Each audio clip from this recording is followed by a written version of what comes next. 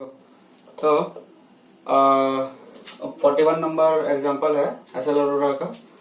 अरे इसमें क्वेश्चंस में समझने में दिक्कत है, अदरवाइज कुछ नहीं है। क्वेश्चंस में ज्यादा कुछ नहीं है। देखो क्या बोल रहे हैं 41 नंबर एग्जाम्पल में बोला हुआ है 2 point charges Q1 and Q2, 2 point charge है और उसको लिया गया है Q1 and Q2 of 10 to the power -8 coulomb and minus of 10 to the power -8 coulomb. देखो ये दोनों चार्जेस का मैग्नीट्यूड सेम है, मतलब Q1 का वैल्यू हो गया 10 टू द पावर -8 कूलम और Q2 का जो वैल्यू हो गया वो minus of 10 to the power -8 coulomb. मतलब Q1 Q2 magnitude wise same है लेकिन ऑपोजिट नेचर का है। इक्वल चार्ज है लेकिन ऑपोजिट नेचर का है। मतलब Q1 हो गया पॉजिटिव चार्ज है और Q2 हो गया नेगेटिव चार्ज है respectively. Okay, are placed 0.1 metre apart. Okay, दो बार लिख लिया, ठीक है। तो 0.1 मीटर मतलब Q1 और Q2 दो चार्जेस है, दोनों का वैल्यू दे रखा हुआ है। डायग्राम में क्वेश्चन ये है, मतलब यहाँ पे Q1 चार्ज रखा हुआ है, यहाँ पे Q2 चार्ज रखा है। वैल्यू ऑलरेडी डायग्राम में दिया हुआ है। तो ट्रायंगल एंगल जो बना है वो सब नहीं है क्वेश्चन में, वो सोल्यूशन कर दिया उसको। यहाँ पे ये है कि Q1 और Q2 दो चार्जेस है, दोनों के बीच में गैप रखा है 0.1 मीटर का। मतलब Q1 और Q2 के बीच में गैप 0.1 मीटर में सुविधा के लिए जहाँ पे Q1 है उसको x पॉइंट ले रहा हूँ और जहाँ पे चार्ज Q2 है उसको y पॉइंट ले रहा हूँ, समझने में आसानी होगा, ठीक है। और दोनों चार्जेस के बीच में गैप जो है वो 0.1 मीटर का, मतलब Q1 और Q2 का बीच में जो गैप है, ये Q1 Q2 चार्ज के बीच में जो गैप है वो 0.1 मीटर का गैप है। Okay, calculate the electric field eight points, क्या लिखा है A, B एंड C।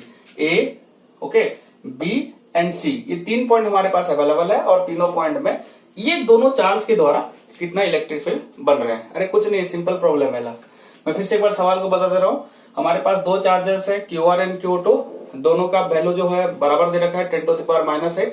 बाकी ऑपोजिट नेचर का है, मतलब जो Q1 जो चार्ज है उसका वैल्यू हो गया plus 10 to the power -8 coulomb और Q2 जो चार्ज x y जगह में रखा हूं जिसको मैंने, उसका वैल्यू हो गया -10 टू द पावर 8 कूलम।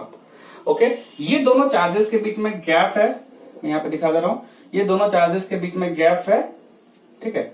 ये 0.1 मीटर का गैप है दोनों चार्जेस Q1 और Q2 के बीच में, मतलब x y के बीच में गैप है 0.1 मीटर। और ये दोनों चार्जेस के द्वारा 3 पॉइंट हमको दे रखे हैं। एक पॉइंट हो गया A, जो कि देखो x और y का पूरा बीचों बीच, मतलब Q1 और Q2 के ऊपर सेंटर में चार्ज रखा हुआ है। ओके, ए मतलब सेंटर में पॉइंट लिया हुआ है A। और दूसरा ये हो गया कि एक और पॉइंट है B, जो कि इसी लाइन के ऊपर है लेकिन x से राइट साइड में है। और एक पॉइंट हो गया C। ओके, ये 3 पॉइंट में हमको क्या करना है, इलेक्ट्रिक फील्ड फाइंड करना है। ओके, इसमें कुछ खास नहीं है। तो पहले हम लोग क्या करते हैं, सारे डिस्टेंस को मेंशन कर देते हैं। ओके तो सबसे पहला पॉइंट, यदि हम A में मान लो नेट इलेक्ट्रिक फील्ड निकालना चाहते हैं, 3 बीट है, अलग अलग बीट है, ठीक है। मान लो पहला हम निकालना चाहते हैं A पॉइंट में इलेक्ट्रिक फील्ड निकाल रहे हैं। मान लो चलो A पॉइंट में कौन कौन अप्लाई करने वाला है। तो A पॉइंट में देखो पहले चार्ज ये हो गया हमारा, जो x पोजीशन में Q1 चार्ज रखा वो अपना इलेक्ट्रिक फील्ड इसको देगा और यहाँ से ये अपना इलेक्ट्रिक फील्ड यहाँ पे प्रोवाइड करेगा, क्योंकि दो ही चार्ज है। ये पॉइंट तो बाकी नेक्स्ट बीट के लिए यूज कर सकते हैं। तो ये इसके लिए हमको चाहिए, तो पहले हमको क्या फॉर्मूला यूज करना पड़ेगा। मान लो x के द्वारा यहाँ पे इलेक्ट्रिक फील्ड निकाल लेते हैं। x में जो चार्ज है जैसे Q1 का यहाँ पे स्ट्रेंथ कितना रहेगा, तो मैं इसको E1 ले लेता हूँ, 2 मिनट के समझने में आसानी हो जाएगा। E1 इक्वल टू कितना होगा, 1/4πε0। ओके, यहाँ पे पॉजिटिव चार्ज है तो इसका इफेक्ट डेफिनेटली यहाँ पे जो पॉजिटिव चार्ज के लिए इस पॉइंट में क्या पड़ा, बाकी 2 पॉइंट है लेकिन उसको ध्यान नहीं देना क्योंकि इस पॉइंट के लिए हमको निकालने के लिए बोल रखा हुआ है। तो यहाँ पे जो पॉइंट है इसका इस पॉइंट के ऊपर में ये चार्ज का इफेक्ट कितना रहेगा, तो मैं इसको E1 ले लिया हूँ कुछ टेम्पररी। तो E1 डायरेक्शन क्या रहेगा, पॉजिटिव चार्ज है। तो तुम यदि डायरेक्शन में कंफ्यूज हो रहा है तो तुम जो पॉइंट में तुमको इंटेंसिटी निकालने के लिए बोला वहां पे पॉजिटिव टेस्ट चार्ज डाल के रख दो, कैलकुलेशन आइडिया समझ में आ जाएगा, ठीक है। तो यहाँ पे रखते हैं, तो ये पॉजिटिव चार्ज उसको डेफिनेटली पुश करेगा। मतलब इस पॉइंट के लिए, A पॉइंट के लिए जो Q1 चार्ज का इलेक्ट्रिक फील्ड आउटवर्ड उस तरफ दिखाएगा। फॉर्मूला क्या हो जाएगा, E1 इक्वल टू 1/4πε0। अच्छा, चार्ज चाहिए, सोर्स चार्ज का value Q1 divided by distance चाहिए इस पॉइंट का। देखो यहाँ से यहाँ का गैप है 0.1 मीटर का, तो यहाँ से यहाँ का दूरी तो हमको ना उसका आधा है, पूरा मिडिल सेक्शन में गिर जा रहा है, तो ये हो जाएगा 0.05 मीटर का।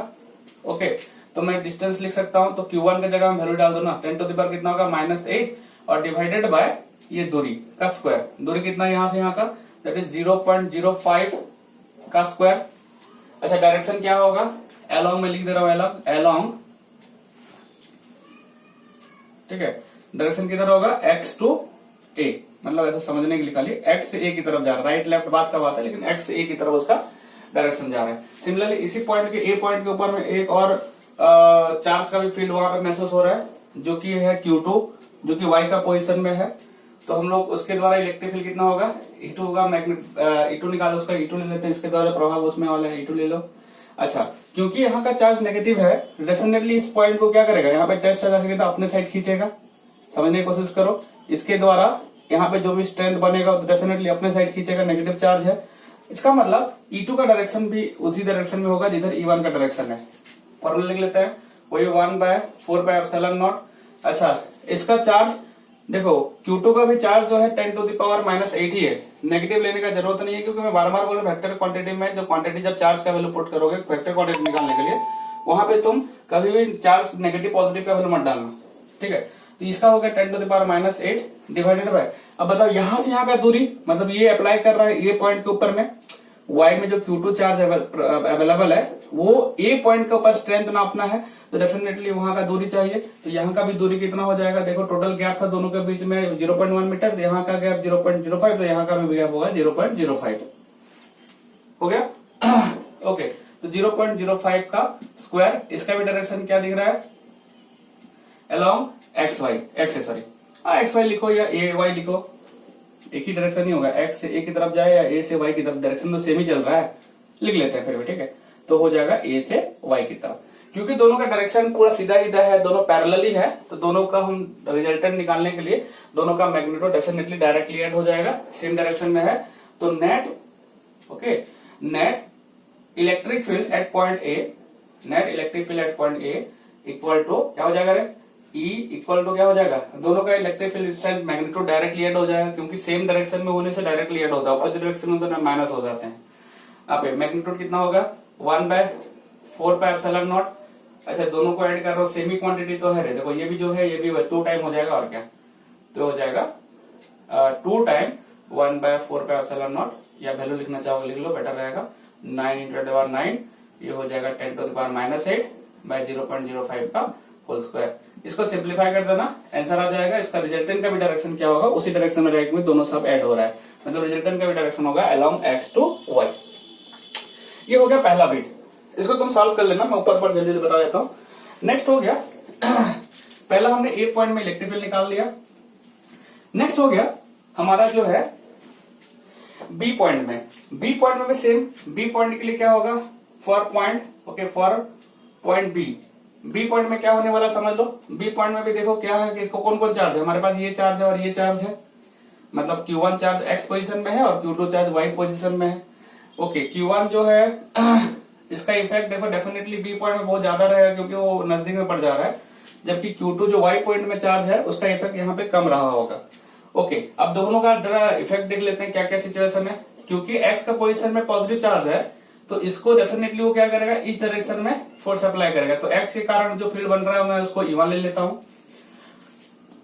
मतलब जो Q1 चार्ज के द्वारा, और Q2 चार्ज के द्वारा जो बनेगा, क्योंकि ये नेगेटिव चार्ज है और इस पॉइंट में मैं टेस्ट चार्ज रखता हूं, डेफिनेटली वो उसको क्या करेगा, इस डायरेक्शन में खींचेगा। देखो नेगेटिव चार्ज क्या करता है, टेस्ट चार्ज को अपने साइड खींचेगा, तो उसका डायरेक्शन उस तरफ चलेगा। तो मतलब ये होगा E1 और ये हो गया E2, मतलब Q1 चार्ज के द्वारा यहाँ पे इलेक्ट्रिक फील्ड इस साइड बनने वाला है और Q2 चार्ज के द्वारा इलेक्ट्रिक फील्ड यहाँ पे उस साइड बनने वाला है। इफेक्ट ज्यादा किसका रहेगा, जो नजदीक में है, डेफिनेटली चार्ज भी दोनों का सेम है, दैट्स व्हाई नजदीक वाला जो चार्ज रहेगा उसका इफेक्ट ज्यादा रहेगा।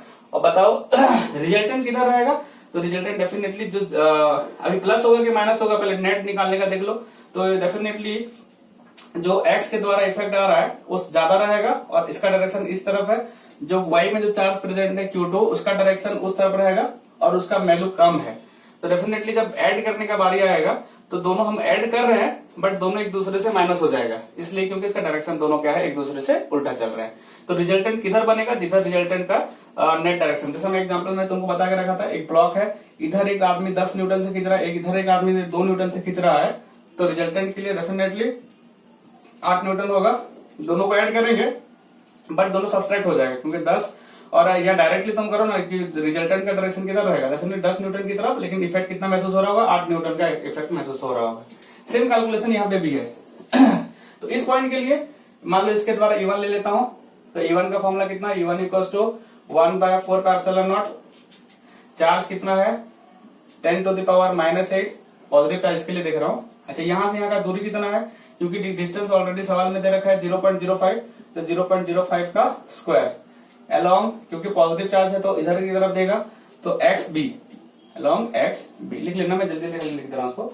सिमिलरली E2 मतलब electric field intensity at point B, लिखने का तरीका होता है electric field intensity at point B due to Q2 charge, electric field intensity at point B due to Q2 charge at Y, क्या बना उसको मैं E2 ले रहा हूँ, क्या वैल्यू आएगा 1/4πε0।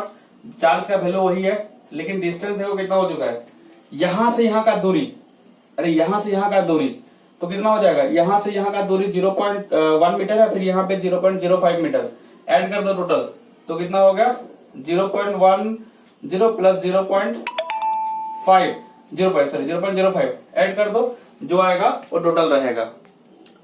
ठीक है, टोटल डिस्टेंस इतना बनेगा वो डाल देना यहाँ पे स्क्वायर। अब इसको क्या करना है, रिजल्टेंट यहाँ पे निकालना है दोनों का, क्योंकि डायरेक्शन उल्टा एक दूसरे से उल्टा है, डेफिनेटली दोनों सब्ट्रैक्ट हो जाएगा। ओके, सिमिलरली तीसरा पॉइंट के लिए मैं जल्दी बता देता हूँ, खत्म हो गया। तो सिमिलरली तीसरा पॉइंट के लिए तो निकालना रहेगा, तीसरा पॉइंट हमारा हो गया सी पॉइंट। अच्छा ऑलरेडी डायग्राम में डिस्टेंस बता रखा है कि यहाँ से यहाँ का दूरी जो है वो तुम्हारा 0.1 मीटर है, और यहाँ से यहाँ का दूरी भी कितना है 0.1 मीटर है। ओके, इक्विलैटरल ट्रायंगल बन जा रहा है। अच्छा ये सी पॉइंट के लिए निकाल रहा हूँ, तो यहाँ से इसका पॉजिटिव चार्ज है, इसको क्या करेगा उस तरफ रिपेल कर देगा, यहाँ पे नेगेटिव चार्ज है, इसको इस तरफ खींच लेगा। अच्छा ये E1 ले लेना, इसको E2 ले लेना, दोनों के बीच में एंगल कितना होगा, क्योंकि देखो इक्विलैटरल ट्रायंगल बन जा रहा है 0.1 metre 0.1 metre 0.1 metre equilateral triangle बन जा रहा है। दैट्स व्हाई इक्विलैटरल ट्रायंगल में क्या होता है 60 डिग्री का होता है, ये 60 हो गया तो 120 डिग्री इधर हो गया, तो E1 और E2 का रिजल्टेंट भी सही कहीं ना कहीं के लिए, क्योंकि स्ट्रेंथ बराबर आएगा, और उसके लिए फॉर्मुला डाल के तुम्हारा जो रिजल्टेंट के लिए फॉर्मुला होता है E equals to E1 plus E1 square plus E2 square plus 2E1 E2 cos theta डाल के निकाल देना, आप आराम से निकल जाएगा। ठीक है।